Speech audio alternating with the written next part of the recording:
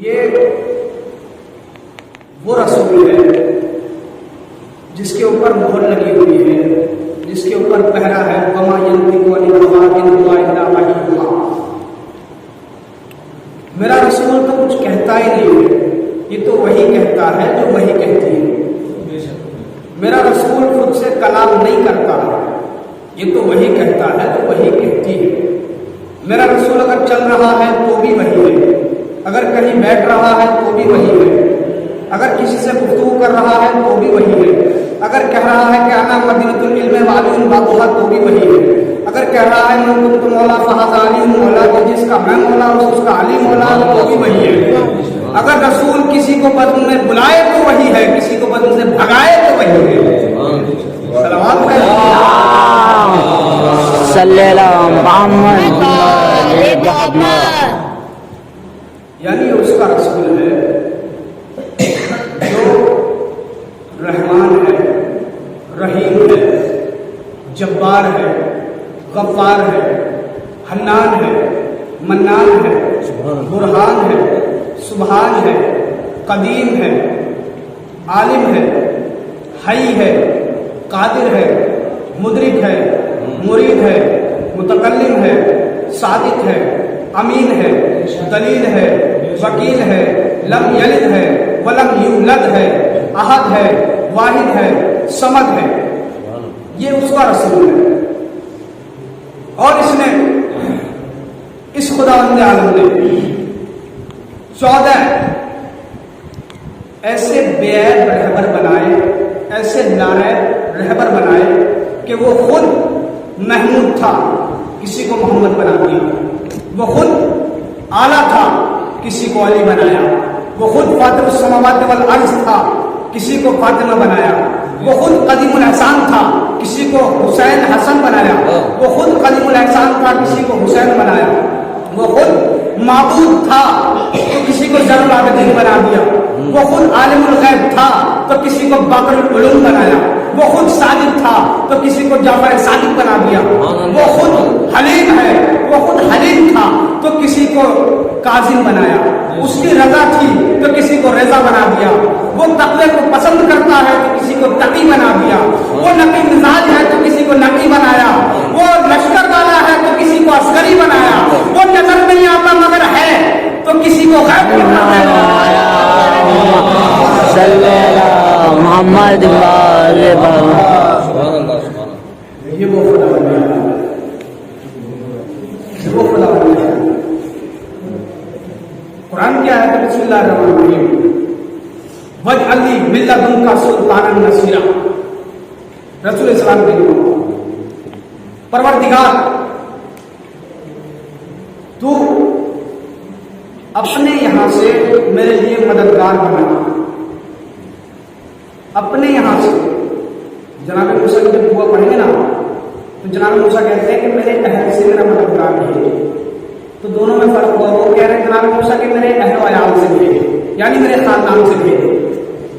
اب رسول اسلام کہہ رہے ہیں کہ تو اپنی طرف سے بنا، وَاجْعَلْ لِي قرار دے مِن لَّدُنْكَ اپنی جانب سے سلطان نصیرہ، ایک مضبوط مددگار۔ تو اب سمجھ میں آیا کہ حضرت علی کو خدا نے خانہ کعبہ میں پیدا کیا، یعنی رسول کی دعا یہ تھی کہ اپنی طرف سے بھیجے۔ اب اہتمام ہوا، جناب فاطمہ بنت اسد چلی اور خانہ کعبہ کے قریب پہنچی اور دعا کی، پروردگار تجھے اس کا واسطہ جو میرے شکم میں ہے، میری مشکل کو آسان کر دے، میری مشکل کو آسان کر دے، پروردگار تجھے اس کا واسطہ۔ اب اگر آپ یہ سوچے، تدبر کریں، تفکر کریں، غور و فکر کریں، سوچے کہ اگر امام بارگاہ سے اوپر سے اینٹ گرنے لگے تو کوئی یہاں بیٹھے گا؟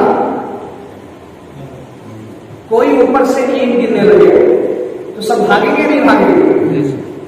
تو میں نے جناب فاطمہ بنت اسد سے سوال کیا کہ آپ بھاگی کیوں نہیں، آپ فرار کیوں نہیں ہوئی؟ تو انہوں نے کہا کہ اگر فرار کی ماں ہوتی تو بھاگ جاتی، میں تو حیدر کرار کی ماں تھی۔ صلی اللہ محمد اگر فرار کی ماں ہوتی تو بھاگ جاتی، میں پیدل انتظار کی ماں. اور یہ وجہ علی بن نبی کا سلطان نصیرہ، یہ اخبار نہیں ہے، قرآن ہے. یہ کہانی نہیں ہے، قرآن ہے. یہ قرآن ہے کہ قرآن جس شب میں نازل ہوا، جس رات میں نازل ہوا، وہ رات تمام راتوں کی سردار. قرآن جس مہینے میں نازل ہوا، وہ مہینہ رمضان المبارک تمام مہینوں کا سردار. قرآن کو جو لے کر آیا جبریل، وہ تمام ملائکہ کا سردار. اور قرآن جس پر نازل ہوا تمام انبیاء کا سردار. اور قرآن کو جس نے بھیجا وہ پوری کائنات کا سردار. یعنی جب پتا چلا کہ جب قرآن کی عظمت ہے تو وارث قرآن کی کیا عظمت ہوگی. صلوات پڑھیں. اللہم صلی اللہ محمد. قرآن کی عظمت ہے تو وارث قرآن کی کیا عظمت ہوگی. کوئی کتنی بڑی کتاب ہے اور لکھنے کے بعد یہ چیلنج نہیں کر سکتا کہ میں نے اس کتاب کے اندر جو بھی لکھا ہے وہ ایک حرف صحیح ہے. کوئی یہ چیلنج نہیں کر سکتا. لیکن قرآن بسم اللہ الرحمن الرحیم الف لام میم ذالک الکتاب لا ریب فیہ، یہ وہ کتاب ہے جس میں شک کی گنجائش نہیں ہے. پہلے سے یہ قرآن کہتا ہے، چیلنج کرتا ہے، یہ وہ کتاب ہے جس میں شک کی گنجائش نہیں ہے. اب اگر آپ دیکھیں تو جب قرآن ایسا ہے تو وارث قرآن کو بھی اسی معیار کا ہونا چاہیے نا. قرآن بھی طاہر ہے، علی بھی طاہر ہے. قرآن بھی پاک ہے، علی بھی پاک ہے. قرآن بھی ہادی ہے، علی بھی ہادی ہے. قرآن بھی ہدایت کرتا ہے، علی بھی ہدایت کرتا ہے. لیکن قسم خدا کی دونوں میں زمین آسمان کا فرق ہے. آپ قرآن کہتے رہے آپ کو ثواب نہیں ملے گا. آپ علی کہتے رہے صلی اللہ محمد علی محمد. آپ قرآن کہتے رہے قرآن نہیں. جب تک پڑھو گے نہیں قرآن کہنے سے ثواب نہیں ملے گا. لیکن رسول اللہ فرماتے ہیں کہ ذکر علی عبادت، علی کا ذکر کرنا عبادت ہے. اب معترض نے اعتراض کیا کہ یا نبی اللہ ہے حبیب خدا محمد مصطفیٰ، آپ نے علی کا ذکر عبادت کیوں قرار دیا؟ آپ آدم کے لیے کہتے تھے کہ آدم کا ذکر کرنا عبادت ہے. آپ نوح کے لیے کہتے تھے کہ نوح کا ذکر کرنا عبادت ہے. آپ صالح کے لیے کہتے تھے کہ صالح کا ذکر کرنا عبادت ہے. آپ ابراہیم کے لیے کہتے تھے کہ ابراہیم کا ذکر کرنا عبادت ہے. آپ ہود کے لیے کہتے تھے کہ ہود کا ذکر کرنا عبادت ہے. آپ اسماعیل کے لیے کہتے تھے کہ اسماعیل کا ذکر کرنا عبادت ہے. آپ ایوب کے لیے کہتے تھے کہ ایوب کا ذکر کرنا عبادت ہے. آپ یوسف کے لیے کہتے تھے کہ یوسف کا ذکر کرنا عبادت ہے. آپ یعقوب کے لیے کہہ سکتے تھے کہ یعقوب کا ذکر کرنا عبادت ہے. تو نبی نے کہا کہ نادان تو نہیں جانتا، آدم کا علم دیکھنا ہے تو علی میں دیکھ، نوح کا تقویٰ نوح کا علم دیکھنا ہے تو علی میں دیکھ، اور موسیٰ کی حیبت دیکھنی ہے تو علی میں دیکھ، ابراہیم کی خلت دیکھنی ہے تو علی میں دیکھ، یوسف کا جمال دیکھنا ہے تو علی میں دیکھ، اور میرا کمال دیکھنا ہے تو علی میں دیکھ. صلی اللہ محمد. یہ ہے عظمت علی. اور اگر صرف ہم تعریف کریں تو وہ تعریف ہے کیا؟ تعریف تو جب ہے جب غیر تعریف کرے. جناب عائشہ اپنے والد بزرگوار خلیفہ اول مسلمانوں کو ان سے سوال کرتی ہے کہ بابا جان، میں نے اکثر دیکھا ہے آپ جس بزم میں ہوتے ہیں، آپ جس محفل میں ہوتے ہیں، آپ جہاں بیٹھے ہوئے ہوتے ہیں کہ آپ علی کا چہرہ ہی تکتے رہتے ہیں، آپ بڑے غور سے علی کو دیکھتے رہتے ہیں. تو خلیفہ اول کہتے ہیں کہ قسم خدا کی میں نے نبی کی زبان مبارک سے سنا کہ علی کا چہرہ تکنا بھی عبادت ہے. اللہم صلی اللہ محمد. دوسری روایت پھر سوال کرتی ہیں کہ بابا میں نے دیکھا ہے کہ علی جدھر جاتے ہیں آپ اس طرف رخ کر کے دیکھتے رہتے ہیں، آپ اس طرف دیکھتے رہتے ہیں. تو خلیفہ اول نے کہا کہ نبی نے فرمایا علی جس طرف جائے اس طرف دیکھنا نہیں پڑتا. تیسری روایت، اب اگر بھائی ہم نہ نبی علی کی طرف دیکھ سکتے ہیں، ہمارے سامنے علی ہے نہیں، ہمارے سامنے علی ہے نہیں تو ہم علی کو دیکھ نہیں سکتے، علی جدھر جائے ادھر ہم دیکھ نہیں سکتے، تو پھر ہمارے لیے بھی تو کچھ ہونا چاہیے. تو تیسری روایت یہ کہتی ہے کہ وہ کہتے ہیں خلیفہ اول کہ ذکر و علی عبادت، علی کا ذکر کرنا بھی عبادت ہے. آپ علی علی کرتے رہے، آپ کو ثواب محمد آپ علی علی کرتے رہے، آپ کو ثواب ملتا رہے گا. رسول اسلام فرماتے ہیں کہ یعنی 6 فضیلتیں ایسی ہیں کہ جو اللہ نے کسی اور کو عطا ہی نہیں فرمائی. 6 فضیلتیں ایسی ہیں کہ جن میں سے 3 اللہ نے مجھے دی، 3 تجھے دی، اور میری فضیلتوں میں تو برابر کا شریک ہے. بڑی توجہ ہے. رسول اللہ فرماتے ہیں کہ 6 فضیلتیں ہیں، 6 فضیلتوں میں 3 اللہ نے مجھے عطا فرمائی اور 3 علی کو عطا فرمائی، اور جو مجھے عطا فرمائی ان میں تو برابر کا شریک ہے. کہا پہلی فضیلت مولا تعالیٰ فرماتے ہیں کہ یا نبی اللہ بتائیں جن میں میں برابر کا شریک ہوں، وہ فضیلت بتائیں. کہا پہلی فضیلت یہ ہے کہ اللہ نے مجھے کوثر عطا کیا، اللہ نے مجھے کوثر عطا کیا، ساقی کوثر تجھے بنا دیا. دوسری فضیلت کہ اللہ نے مجھے علم دیا، علم بردار تجھے بنا دیا. تیسری فضیلت اللہ نے مجھے جنت و جہنم کا مالک بنایا، تقسیم کرنے والے تم ہو. یہ ہے 3 فضیلتیں. اب ہارون رشید نے 8ویں امام علی رضا علیہ السلام صلی اللہ محمد محمد سوال کیا ہارون رشید نے کہ یا امام یہ حدیث مجھ کو ہضم نہیں ہوتی، یہ حدیث میری سمجھ میں نہیں آتی کہ ایک تنہا علی اور اتنے لوگ ہوں گے سب کو جنت و جہنم کیسے بانٹ سکتا ہے؟ تو امام فرماتے ہیں کہ تیری یہ سمجھ میں نہیں آتا. اس نے کہا یا امام میری سمجھ میں نہیں آتا یہ نبی نے کیسے حدیث ارشاد کروائی. تو نبی یہ امام فرماتے ہیں کہ چلے کوئی حدیث سن لیتے. امام نے کہا یعنی حقوق کا تقوی والی ایمان، یعنی بغضوں کا کفر و نفاق. اے علی تیری محبت تقوی بھی ہے ایمان بھی ہے. تو مامون رشید کہتا ہے کہ یا امام یہ حدیث تو بڑی آسان ہے. تو امام نے کہا جنت اور جہنم تقسیم ہو گئے، کیونکہ جس کے دل میں محبت علی ہو وہ جنتی ہے، جس کے دل میں بغض علی ہو وہ جہنمی ہے. صلی اللہ محمد محمد محبت علی ہو وہ جنتی ہے، اور جس کے دل میں بغض علی ہو وہ منافق ہے، وہ جہنمی ہے. لوگ کہتے ہیں کہ جی سب رسول اسلام کے زمانے والے صحابی کسے کہتے ہیں؟ صحابی کہتے ہیں کہ رسول کی زیارت کرے، رسول کو زیارت کرے، رسول کے ساتھ رہے، صحابی کہتے ہیں. اب مسلمانوں میں یہ ہے کہ ہر صحابی جنتی. نبی کے زمانے میں 2 طرح کے مسلمان تھے. ایک وہ جو نبی کو دل سے قبول کرتے تھے، ایک وہ جو نبی کو صرف زبان سے نبی مانتے تھے. ایک وہ جو دل سے قبول کرتے تھے کہ آپ نبی ہیں، ایک وہ جو صرف زبان سے مانتے تھے کہ آپ نبی ہیں. اس کی دلیل یہ ہے چونکہ بغیر دلیل کے دعویٰ بیکار رہتا ہے. اس کی دلیل یہ ہے کیوں ہم لوگ متفق رہتے ہیں کہ ہر انسان جنت میں نہیں جا سکتا.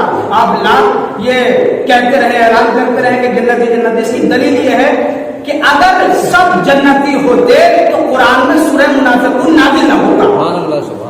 سورہ منافقون نازل ہونا بتا رہا ہے کہ اے رسول تیری مسجد میں بھی منافق ہے. یہ اللہ کہتا ہے اے رسول تیری مسجد میں منافق ہے. جبھی تو سورہ منافقون نازل ہوا ہے. تو پتہ چلا 2 طرح کے مسلمان تھے. بھائی سورہ حجرات کھول کے دیکھیں آپ. بسم اللہ الرحمن الرحیم یا ایھا الذین آمنوا، اے ایمان لانے والو خدا اور رسول سے آگے نہ بڑھو. تو کچھ لوگ خدا اور رسول سے آگے بڑھتے تھے، تبھی تو اللہ نے کہا کہ خدا اور رسول سے آگے نہ بڑھو. بھائی پھر کہا موقع صوت نبی کہا یا نہیں کہا کہ اپنی آواز کو نبی کی آواز پر بلند نہ کرنا. تو کچھ کمینے مسلمان ایسے تھے جو اپنی آواز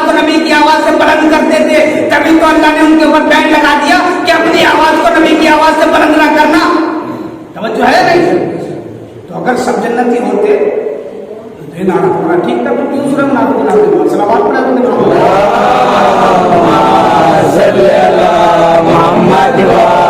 محمد، چونکہ ہم اتحاد مسلمین کی قائم ہیں۔ حضرت عمر خلیفہ دوم یہ کہتے ہیں کہ جب نبی نے کہا کہ مومن کون اور منافق کون، تو یہ پہچان کرنا بڑا مشکل تھا۔ یہ پہچان کرنا کون مومن کون منافق، یہ پہچان کرنا بڑا مشکل تھا۔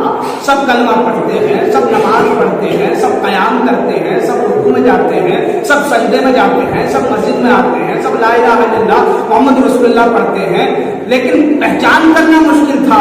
لیکن جب علی آتے تھے تو ہم پہچان کرتے تھے، جس کا چہرہ اوپر جاتا تھا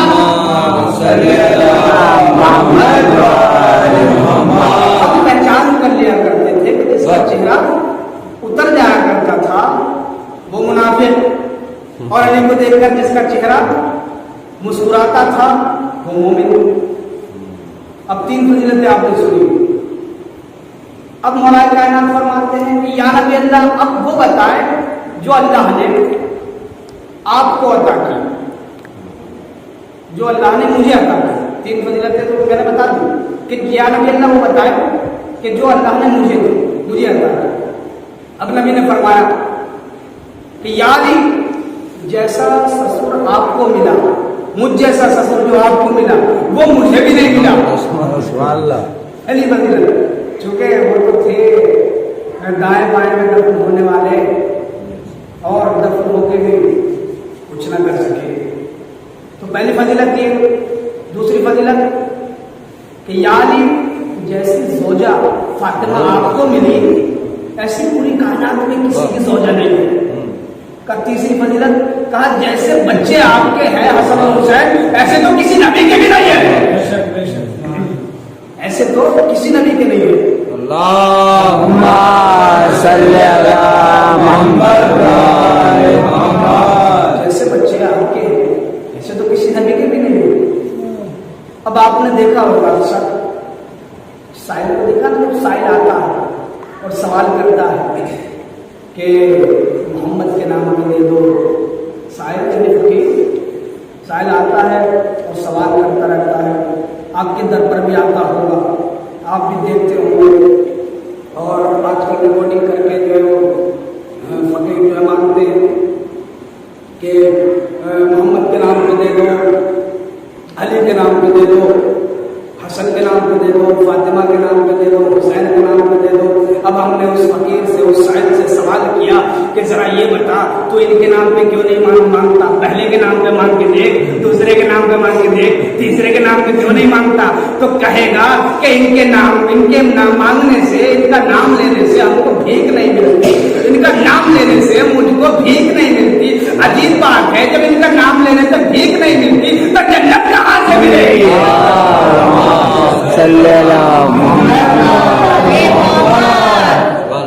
جب ان کا نام لینے سے ایک سائل کو بھیک نہیں ملتی تو جنت کا تصور چھوڑ دیجیے، جنت تو بڑی چیز ہے، جنت تو بہت بڑی چیز ہے۔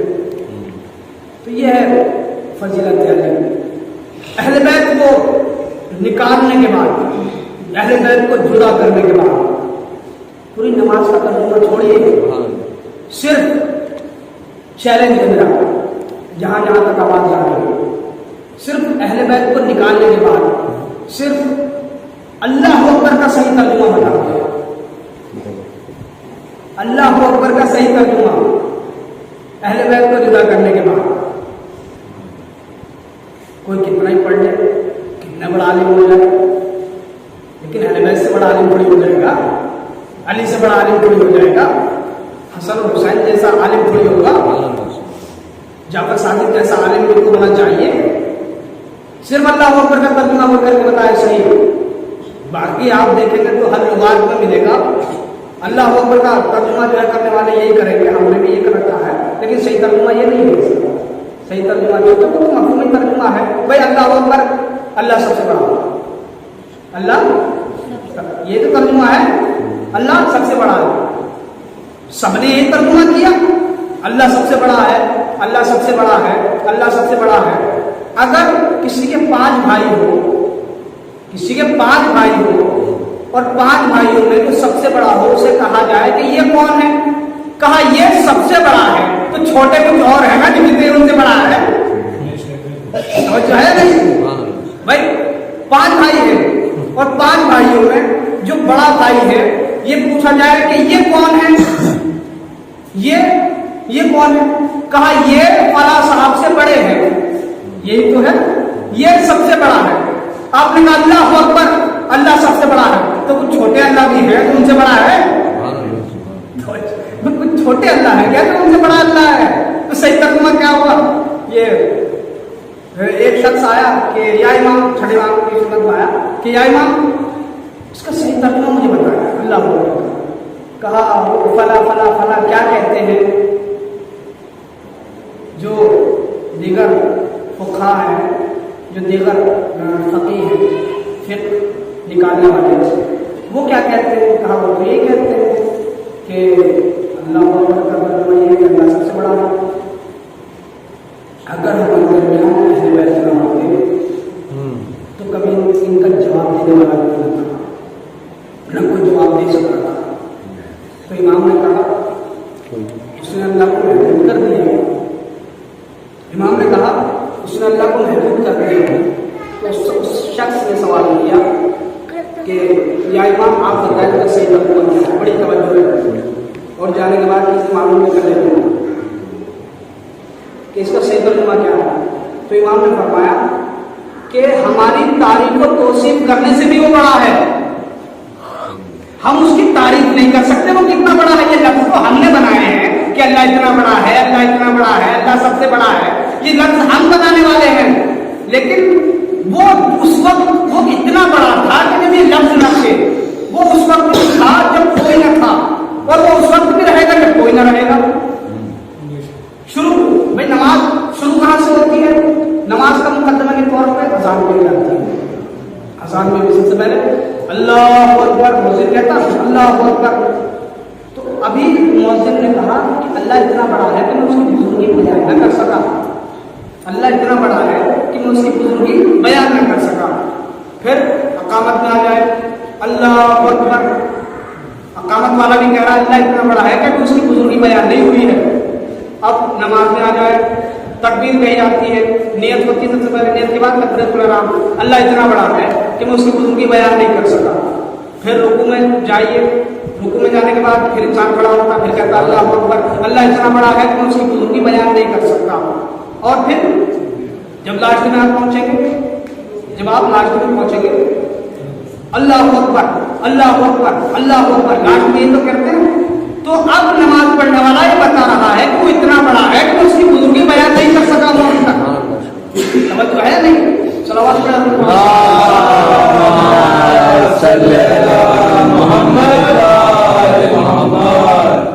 اگر ہمارے درمیان ایسی شخصیات ہوتی تو کبھی ان کے بارے میں پتہ نہیں چلتا. علی نے مسجد کوفہ میں اعلان کیا سلونی سلون قبل التفقد, پوری کائنات کے اندر کسی نے نہ تو علی سے پہلے دعویٰ اسلام نہیں کیا, نہ علی کے بعد دعویٰ اسلام نہیں کیا, پوری کائنات میں. اب کوئی بھی لوگ عجیب و غریب سوالات کرتے ہیں کہ میرے سر میں کتنے بال ہیں بتا دیجیے. ایسے ایک نورانی شخص اٹھا مسجد کوفہ سے, اور اٹھنے کے بعد یہ سوال کرتا ہے کہ یا علی یہ بتائے کہ اس وقت جبریل کہاں ہے, اس وقت جبریل کہاں ہے. اب علی نے کچھ دیر سوچا, پہلے آسمان پہ دیکھا, اپنے ذہن پہلے آسمان پہ لے گئے, جبریل کا کچھ پتہ نہیں. دوسرے آسمان پہ لے گئے, جبریل کا کچھ پتہ نہیں. تیسرے آسمان پہ لے گئے ذہن کو, جبریل کا کچھ پتہ نہیں. چوتھے آسمان پہ دیکھا, کچھ پتہ نہیں. پانچویں آسمان پہ دیکھا, کچھ خبر نہیں. چھٹے آسمان پہ دیکھا, کوئی خبر نہیں. ساتویں آسمان پہ دیکھا, عرش پر دیکھا, کرسی پہ دیکھا, سدرۃ المنتہا تک چلے گئے, لیکن جبریل کا کچھ پتہ نہیں. سمندر کی گہرائیوں میں دیکھا, جبریل نہیں ملے. پہاڑوں پر دیکھا, جبریل نہیں ملے. اب علی کہتے ہیں کہ تو میں جب جبریل ہوں یا تو جبریل ہے. اب وہ فوراً جبریل بنا.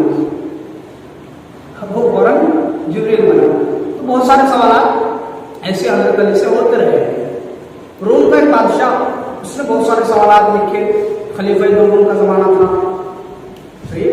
اب ایسے ایسے سوالات کہ یہ بتائیے، پہلا سوال تھا کہ وہ کیا چیز ہے کہ جس کو اللہ نے خلق نہیں کیا. اب اس کا جواب کون دے؟ کون سی چیز ہے جس کو اللہ نے خلق نہیں کیا؟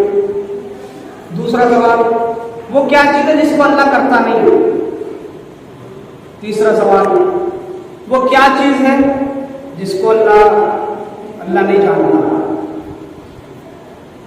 آسمان میں کفر کہاں ہے؟ وہ کون سی خبر ہے جو اپنے مٹکوں کو لے کر چلے؟ وہ کون سا درخت ہے کہ جس کے نیچے انسان چلتا رہے لیکن اس کا سایہ کبھی ختم نہ ہو؟ وہ کون سا مقام ہے جہاں سورج کی روشنی صرف ایک مرتبہ پڑی ہے پھر اس کے بعد نہیں پڑی؟ جب ایسے ایسے سوالات دیکھے تو جو خلیفہ صاحب تھے ان کی حالت خراب ہو گئی. یہ سوالوں کا جواب کون دے گا؟ ان کی حالت خراب ہو گئی. اسے جواب کون دے گا؟ تو بڑے خطرناک سوالات ہیں، کون دے گا ان کے جواب؟ اب حضرت علی کو بلایا گیا،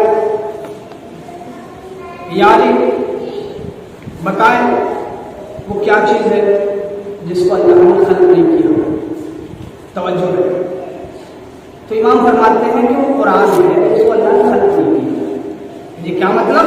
کا مطلب یہ ہے کہ یہ اللہ کا علم ہے اور اللہ کا علم ذاتی علم ہے، اللہ نے اس سے حاصل نہیں کیا ہے، اسی لیے اللہ نے اس کو خلق نہیں کیا. کہ دوسرا، اللہ کیا نہیں کرتا ہے؟ امام فرماتے ہیں کہ اللہ کسی پر ظلم نہیں کرتا. تیسرا سوال، اللہ کیا نہیں جانتا ہے؟ تیسرا سوال کیا؟ اللہ کیا نہیں جانتا؟ تو امام نے فرمایا کہ اللہ یہ نہیں جانتا کہ اس کے بچے بھی ہیں، اس کی زوجہ بھی ہے کوئی. اللہ یہ نہیں جانتا، جب ہے یہ تو جانے کا تھا. اور تیسرا سوال کہ وہ سورج کون سا مقام ہے جہاں ایک مرتبہ سورج کی روشنی پڑی ہے؟ تو وہ مقام وہ دریائے نیل ہے. جب جناب موسیٰ نے عصا مارا تھا اور راستہ بنا تھا تو اس کے بعد جناب موسیٰ کی قوم گزر گئی تھی تو سورج تو وہاں پڑا تھا نہیں پڑا تھا؟ کہاں ٹھیک ہے. کہا وہ شجر کون سا ہوگا جس کے نیچے انسان چلتا رہے تو اس کا سایہ ختم نہ ہو؟ تو امام نے فرمایا وہ شجرہ توبہ، وہ جنت کا درخت ہے جس کے نیچے انسان چلتا رہے تو کبھی اس کا سایہ ختم نہ ہو. کہا وہ مدفون، وہ کون سی قبر تھی جو اپنے مالک کو لے کر چلی، اپنے مدفون کو لے کر چلی؟ کہا وہ ایک مچھلی تھی جو جناب یونس کو لے کر سمندر کو سیر کراتی رہی. تو کون ان کے جواب دے؟ ایسے بہت سارے ایسے سوالات ہیں. لیکن سوچنے والی بات یہ ہے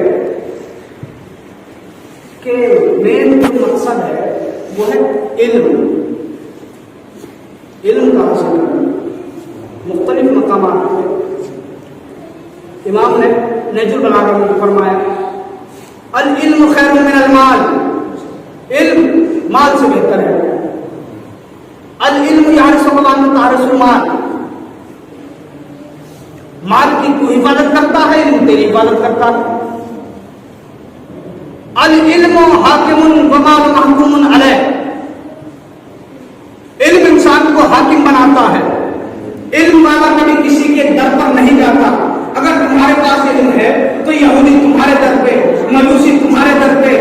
بھائی صحیح نہیں، علم والا کبھی کسی کے در پہ نہیں جاتا. آپ نے تاریخ کا مطالعہ کیا، علی کبھی کسی کے در پر نہیں گئے، لیکن کیا تم نے غور کیا کہ علی کا دروازہ، جلا ہوا دروازہ لوگوں نے کھٹکھٹایا نہیں کھٹکھٹایا؟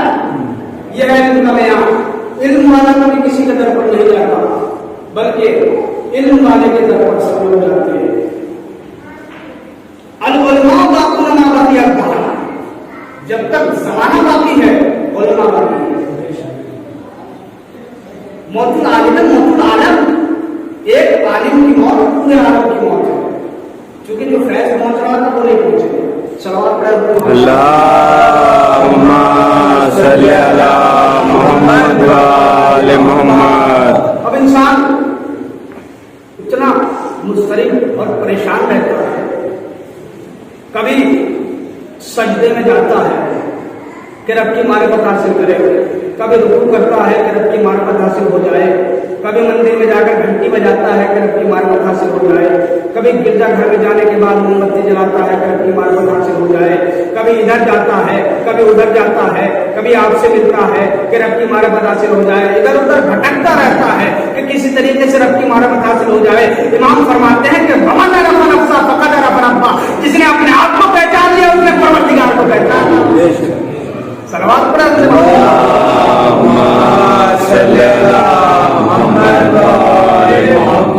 اگر آپ کسی سے سوال کریں یہ بتائیے کہ نماز کیوں پڑھتے ہو؟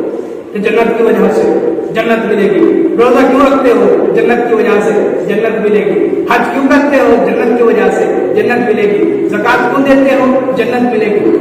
بھائی خمس کیوں نکالتے ہو؟ کہ جنت ملے گی۔ جہاد کیوں کرتے ہو؟ جنت ملے گی۔ امر بالمعروف کیوں کرتے ہو؟ جنت کی وجہ سے۔ نہیں انل منکر کیوں کرتے ہو؟ جنت کی وجہ سے۔ مجلسیں کیوں کرتے ہو؟ تولا تبرع کیوں کرتے ہو؟ کہ جنت کی وجہ سے۔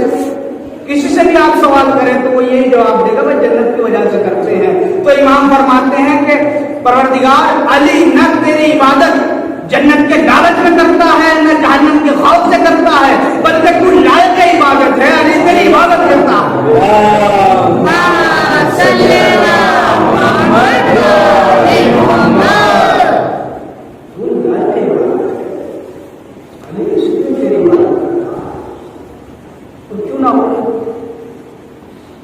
جو رہبر ہوتا ہے شجاعت کے لیے آگے، علم کے لیے آگے، دین کے سلوے کرنے والے کو چیز دیا مولا کر رہے ہیں۔ اور ہم لوگ صرف مولا کی بہادری دیکھتے ہیں۔ آپ فلسفہ دیکھیں کہ امام مسجد کوفہ میں خطبہ دے رہے ہیں، اچانک ایک اجداد داخل ہوا، ایک بہت بڑا سانپ۔ سب لوگ حیران ہو گئے اور ڈرنے لگے۔ علی نے کہا تمہارے پاس نہیں، میرے پاس آیا۔ علی نے کہا تمہارے پاس نہیں آیا، میرے پاس آیا۔ آنے دو۔ یہ آیا، آنے کے بعد اس نے ملائے کائنات کے کان میں کچھ کہا۔ امام نے اس کو اسی کی زبان میں جواب دیا اور یہ وہاں سے چلا گیا۔ اب لوگوں کی جان میں جان آئی، یار یہ یہاں کیوں آیا تھا، اس نے آپ کے کان میں کیا کہا اور آپ نے اس کو کیا جواب دیا۔ امام فرماتے ہیں کہ اس کا باپ اجداؤں کا سردار تھا، اس کا باپ اجداؤں کا سردار تھا، اس کا باپ فوت ہو گیا، مر گیا۔ یہ مجھ سے معلوم کرنے کے لیے آیا تھا مولا کچھ لوگوں نے مجھے سردار بنا لیا ہے، میں سرداری قبول کروں یا نہ کروں، میں سرداری قبول کروں یا نہ کروں۔ اب پتہ چلا نا کہ امام کسے کہتے ہیں؟ امام مصلی پر بیٹھ کر مسئلے بتانے والے مولوی کو نہیں کہتے